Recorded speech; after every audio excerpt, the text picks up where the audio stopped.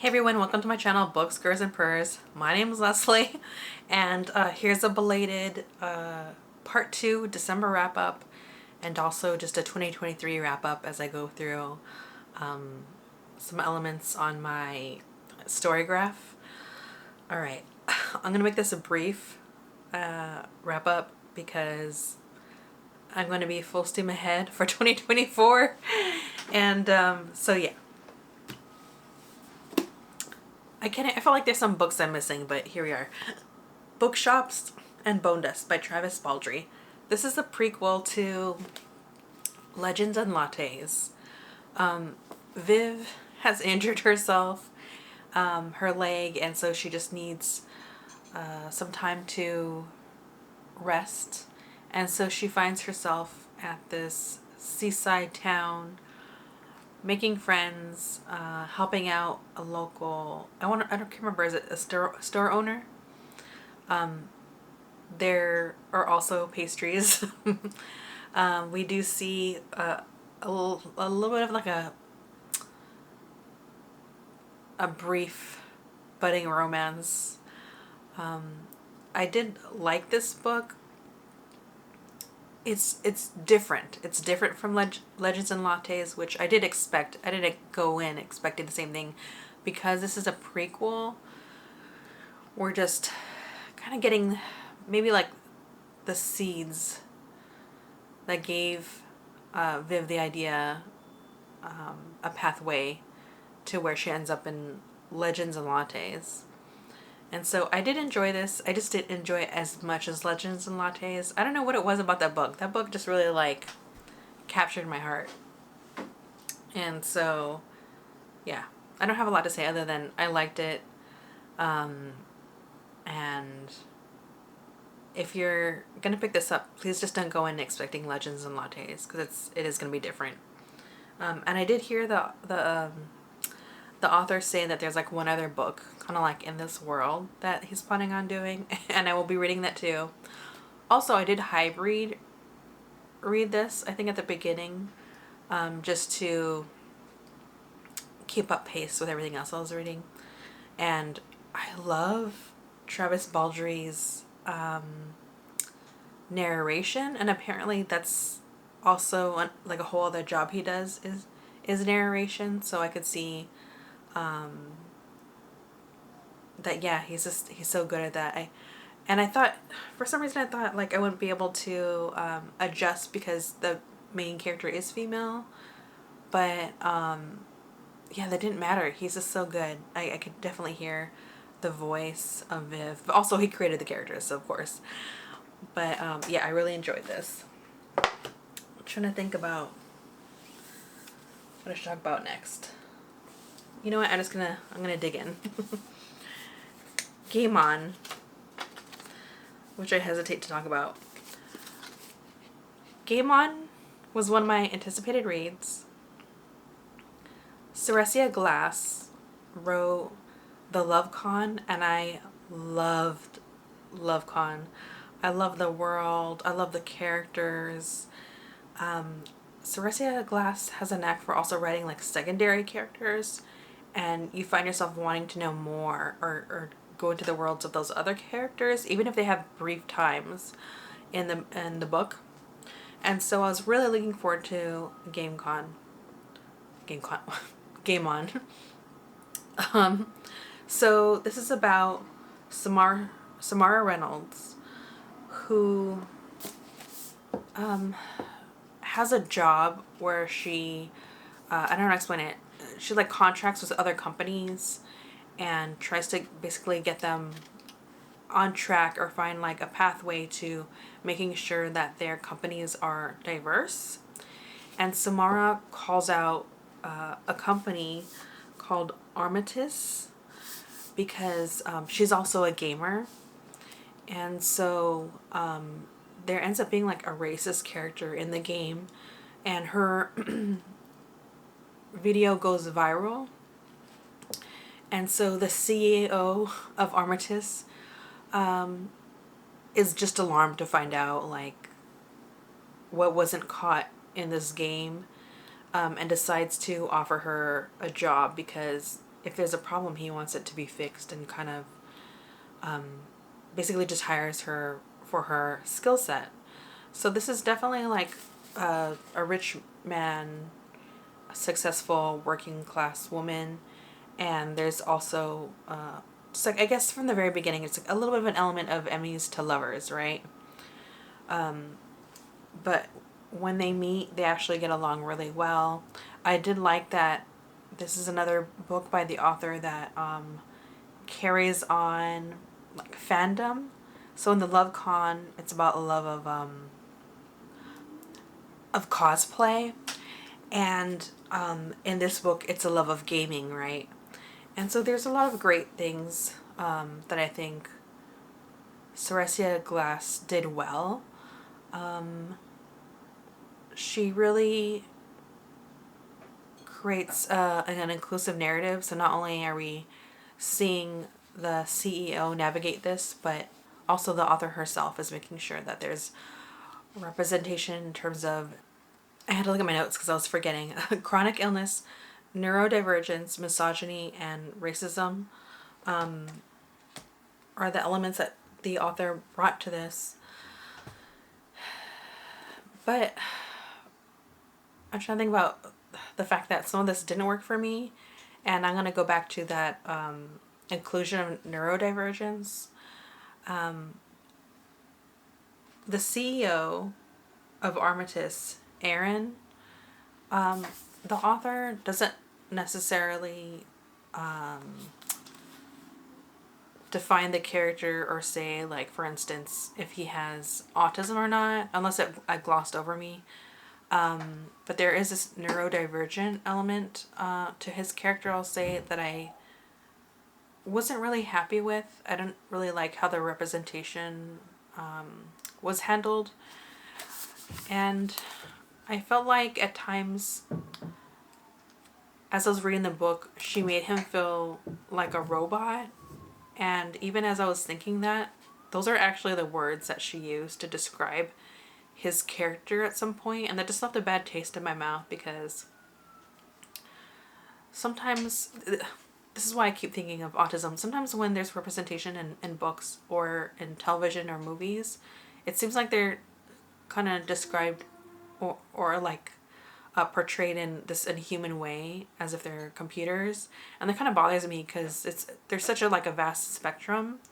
And so if she just hadn't done that, I would have been saying a lot of more great things about this book, or have held it in higher esteem. But that was just like a glaring problem throughout the book that really bothered me, and it made it hard for me to enjoy the book. Something that I really loved about this book is the inclusion of friends and family, and how this budding relationship gets held together. There's one other thing that I didn't like, and I don't want to be spoilery, but in some romances there's like a narrative will go on, and then it'll hit a point where the love interests will potentially break up, and the whole spin is how do they patch it up and end up together. But in this book, because the author is tackling witty subjects like racism, I actually felt like really frustrated that Samara would end up with Aaron. And if you've read it, I'll chat with you on the side, or you could DM me on Instagram. But I just felt like she's a woman that's been through so much. She's explicitly told Aaron what she's been through, and she's a badass. She could, above all, she's an adult, and her profession puts her in situations where she constantly receives backlash, and at some point Aaron takes away her agency in a way, and in fact Samara's character even calls him out and says just that. And if you've seen my previous video where I talk about A Christmas Truce, and I really praise that book because I really that's like a pet peeve of mine. I don't like when female characters lose their agency in service of like the male character. And even though he was like redeemed, I just don't like it. It's like a pet peeve of mine. So this is like a very subjective point I'm making. And so I'll give this like 3.8 stars. 3 stars means a book is good. The 0.8 is more like there's so many elements that I really appreciate the author take big swings to include what she does. But there are just a couple of issues that were like so glaring that I couldn't really see past them. And so that was unfortunate because, I mean, I'm telling you, I'll read everything that this author writes.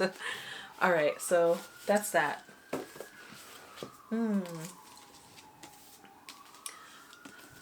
The Davenports. I might have to read the sleeve because there's a lot that goes on in here. I love the Davenports.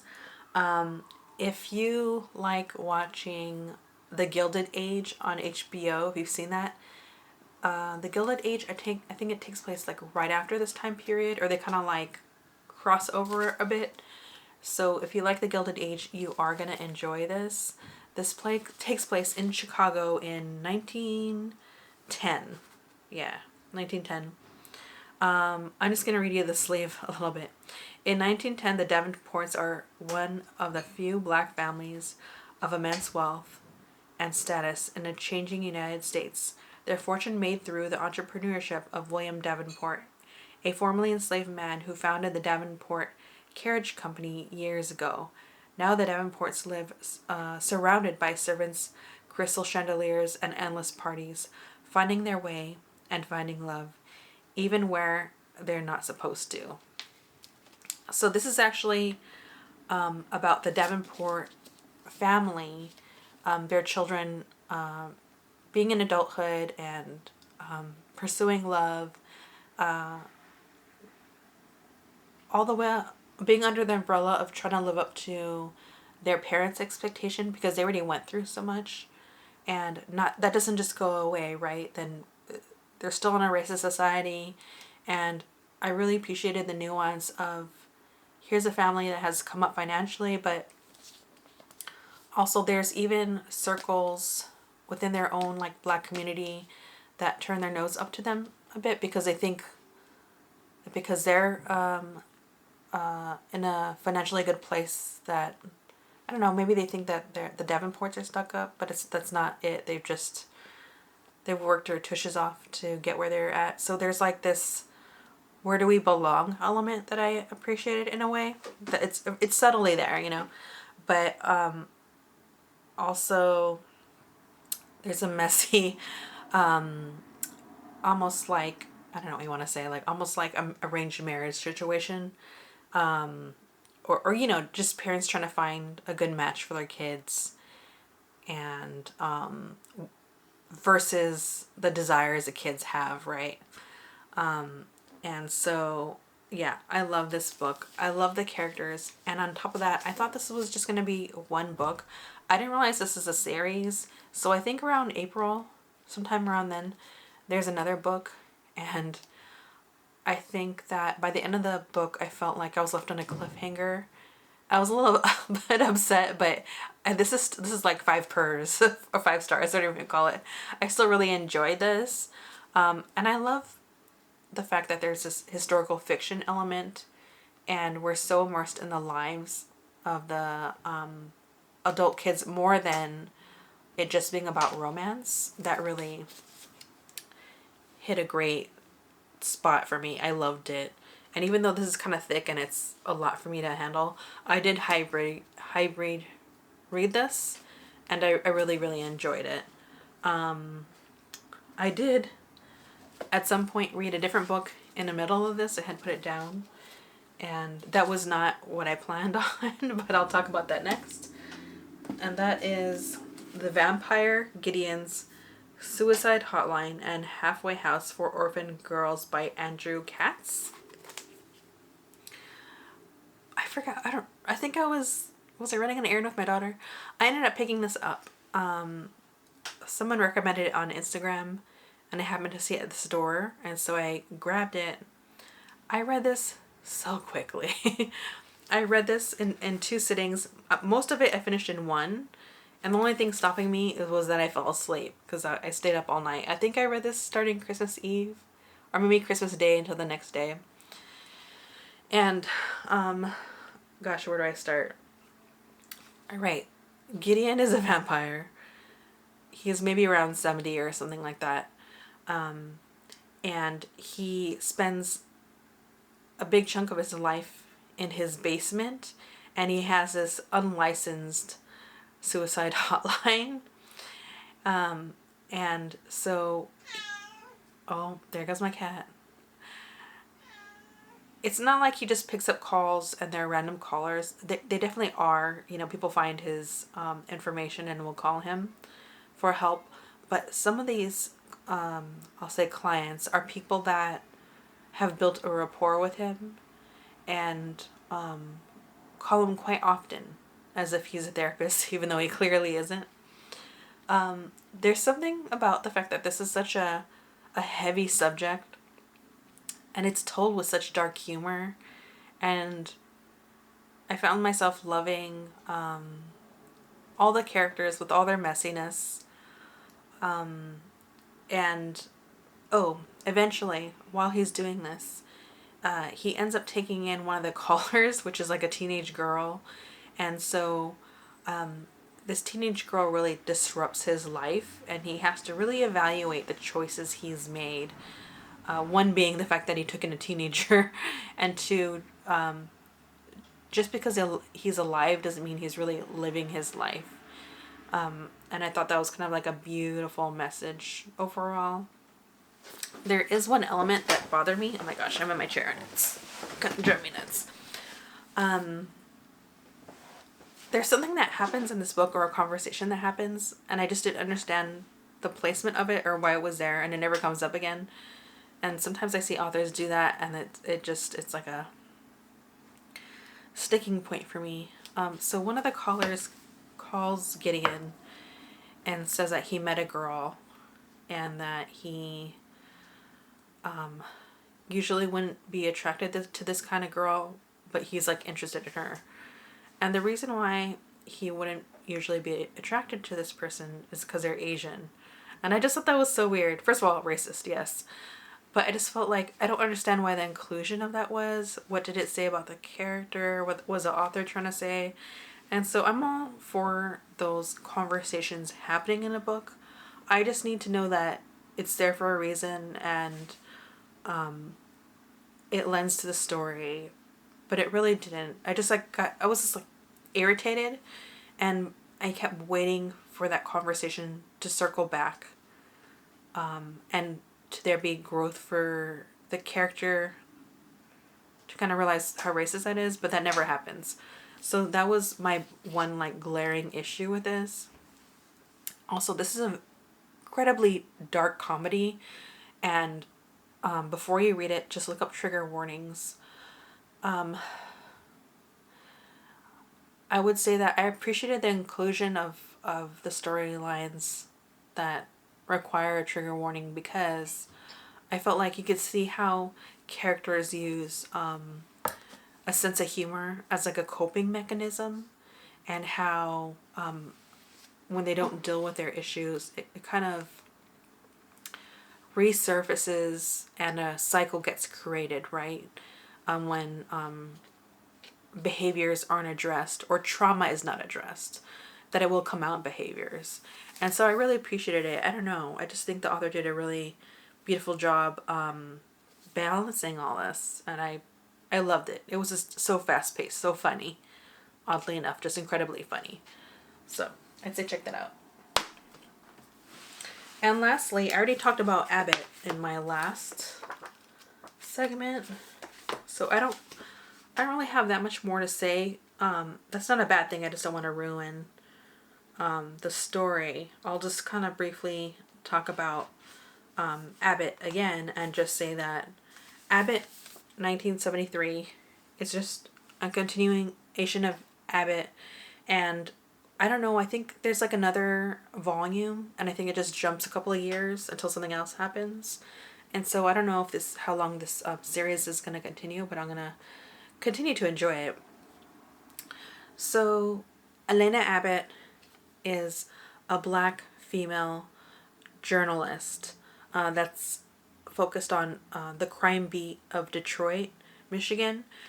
And there's a supernatural element involved. And like, it's been a year later, something else occurs. Right now she's covering an election.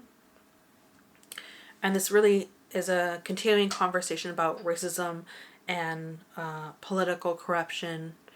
I love the like mixing of genre. This is a graphic novel, but there's this investigative journalism quality to it. There is this noir quality to it. There's, I want to say, like almost, maybe more so in Abbot than in this one, but like what did I say, blaxploitation element.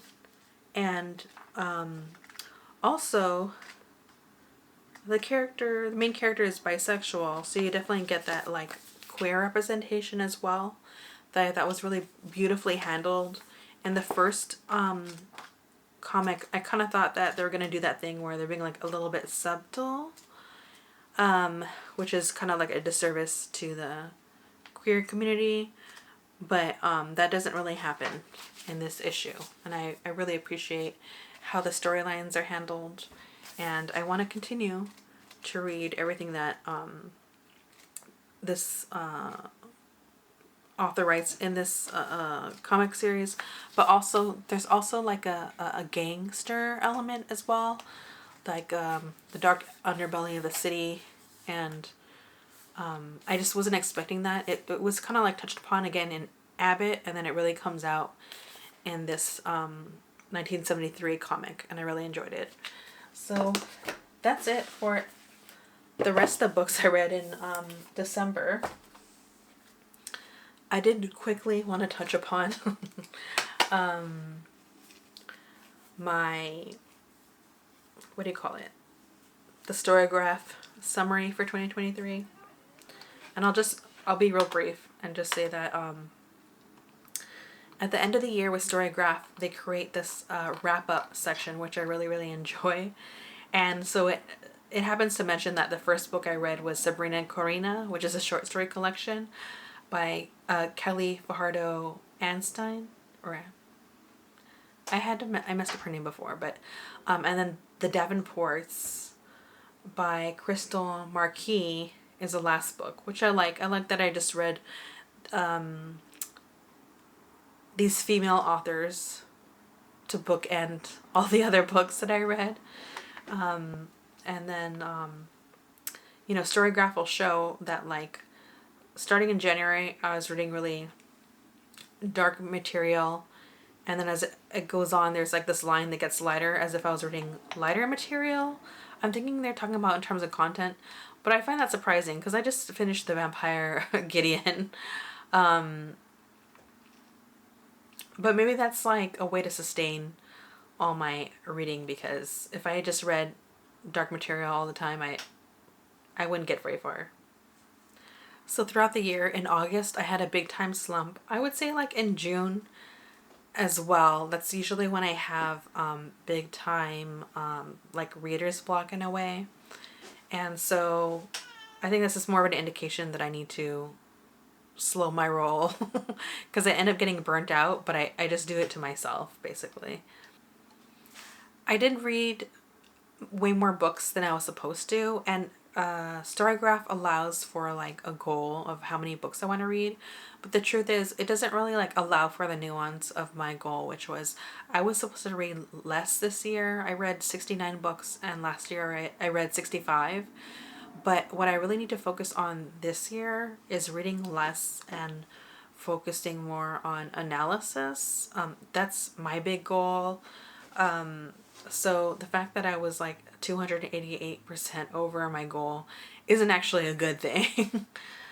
So, as you know, I'm not really into poetry, but just because there's like a certain genre I'm not into doesn't mean I'm not going to read it. I definitely like push myself more to read genres I'm not really gravitating towards, just to like challenge myself.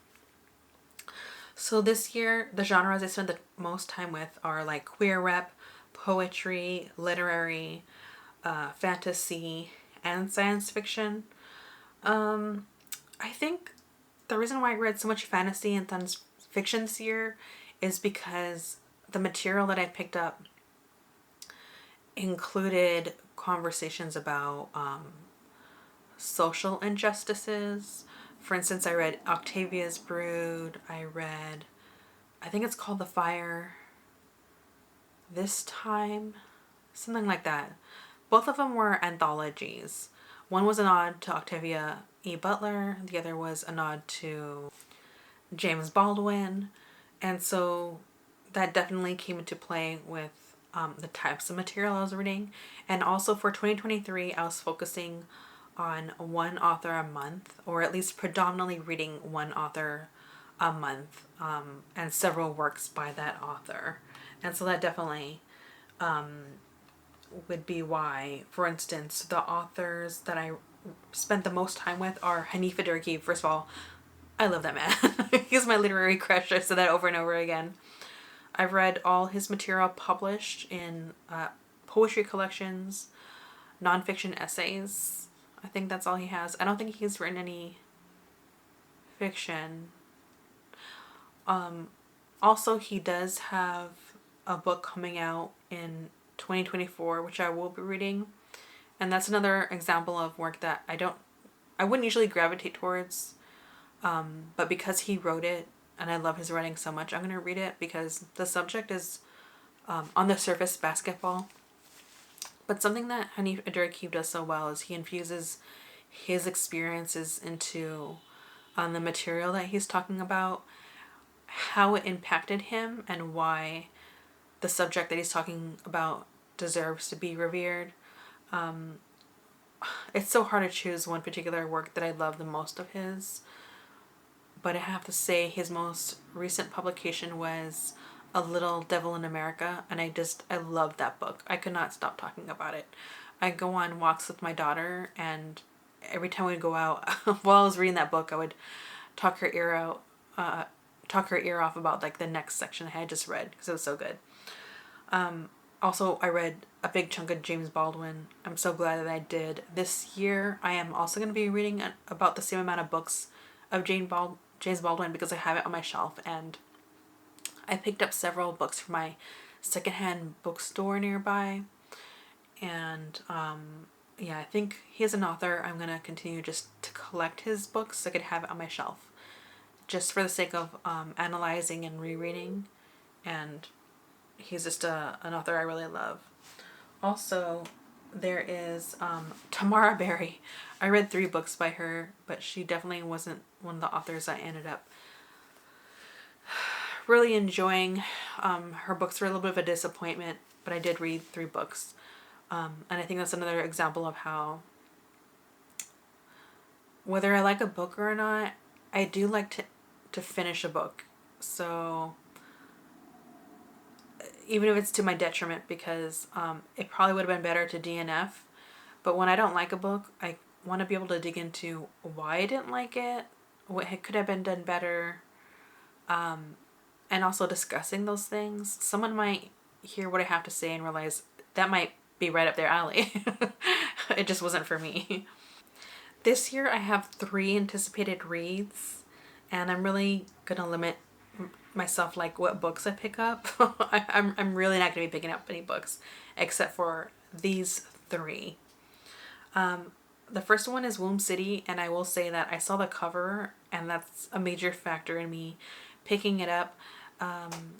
The host of SISTAH Sci-Fi interviewed the author, and I just absolutely enjoyed the conversation.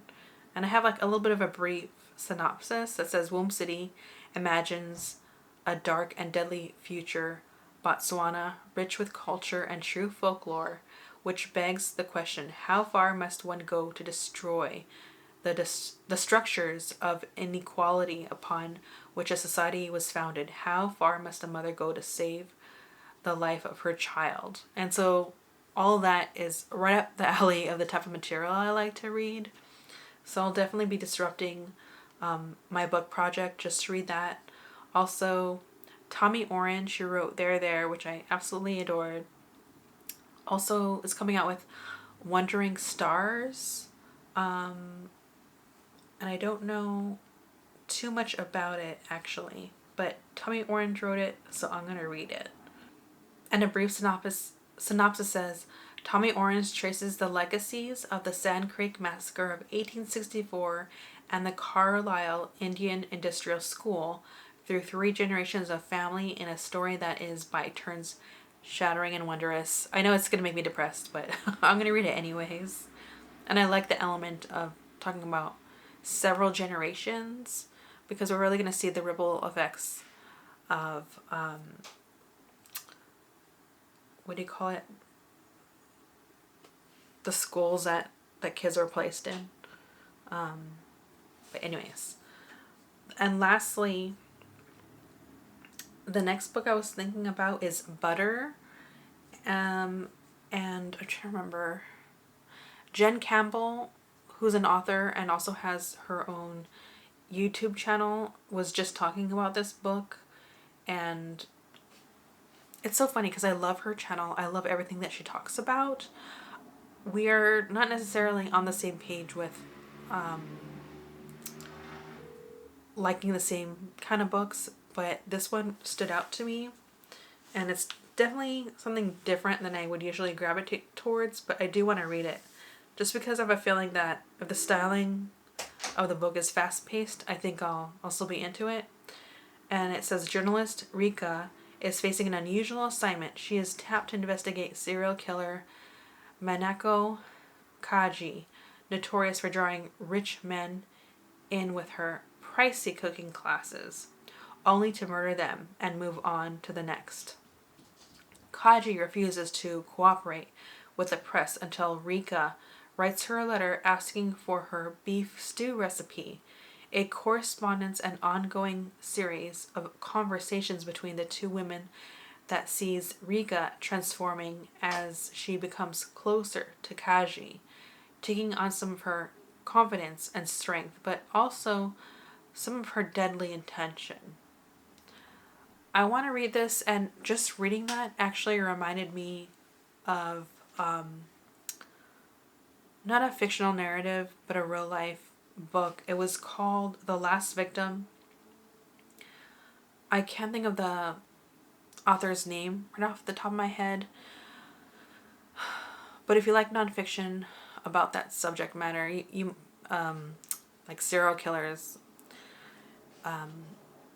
it's one of those rare ones that I enjoyed reading. I rather read books about crime that are more about the victims and the serial killers. And The Last Victim came out, was it in the 90s or early 2000s? And the author was in a, I don't know what kind of class, criminology class or whatnot. I'll make sure in details I'll include the title and like maybe a synopsis that I could probably copy and paste from Barnes & Noble or something.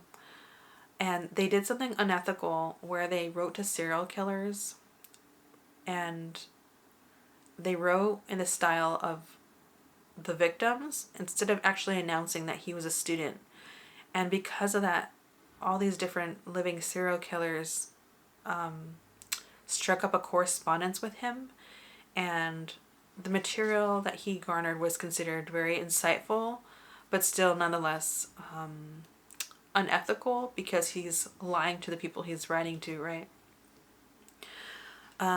So it was a fascinating read, but I mean, I read it so long ago, so I don't know if I'd feel the same way that I did at the time I read it, but it really, like, I think at the time it like was one of those books that really blew up at that time.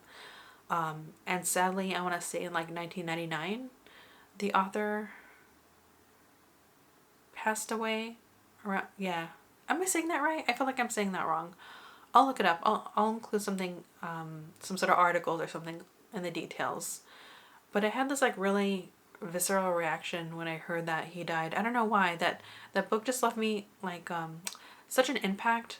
But I just kept thinking when like upon his passing, like how people can get really consumed if they're not careful with some like very like dangerous people or material and ideologies. Something about that always like just struck me so deeply. I don't know what it was. But yeah, on that note, happy 2024.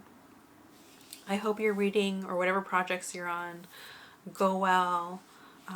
And after this, I'll just be full steam ahead with my reading. All right, I love you all. Subscribe, like, comment below, the usual. Take care, and I'll see you later.